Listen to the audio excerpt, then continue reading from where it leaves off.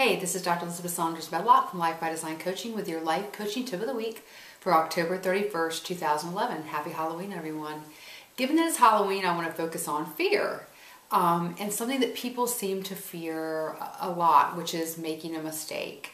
And I want to talk about today is how not to fear mistakes, but how mistakes can really be our friend and really lead us down a path of learning more about ourselves and about our life path and our life plan. What I hear people talk about a lot is that they can't act, they have the inability to act because they're afraid of making a mistake. But when you really think about it, the more learning occurs from our mistakes and our successes. When you're successful, you pat yourself on the back and you say, great, that went well. But you don't really reflect a lot about it because you're busy kind of celebrating your success. It's really the mistakes in our lives where we can do the greatest amount of learning.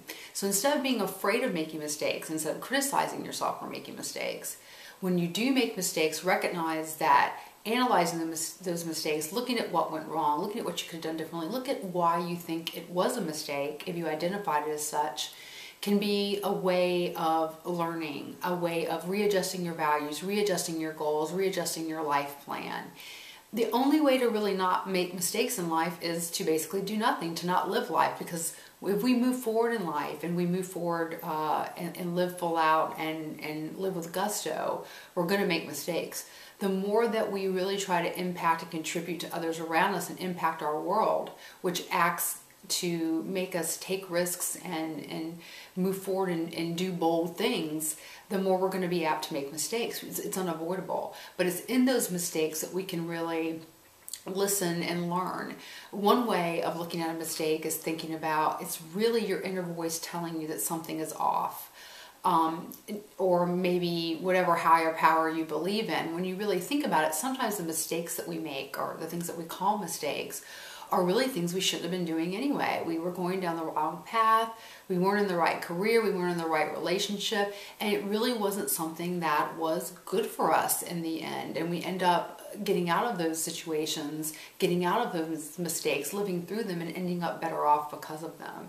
So think about a mistake sometimes, and the reflection on that mistake is being your inner voice or your inner self or whoever you believe in with a higher power telling you, you're not really on the right path, and an opportunity for learning.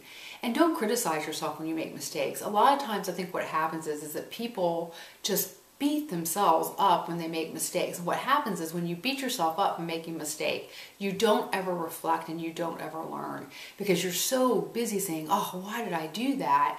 And feeling bad about it and criticize it and getting into self-denial and self-blame that you don't really think about everybody makes mistakes and mistakes are a tool for learning, and what can I learn from this?